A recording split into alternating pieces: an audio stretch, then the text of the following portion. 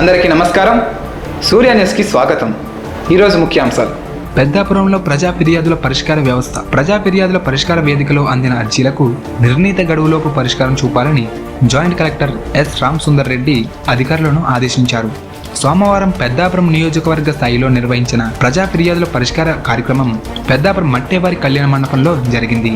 ఈ కార్యక్రమంలో జిల్లా joint collector S Ram Sundar, Peddapuram RDO J సీతారామరావుతో కలిసి పెద్దాపురం నియోజకవర్గ పరిసర ప్రాంతాల ప్రజల నుంచి అర్జీలను, వినతులను స్వీకరించారు.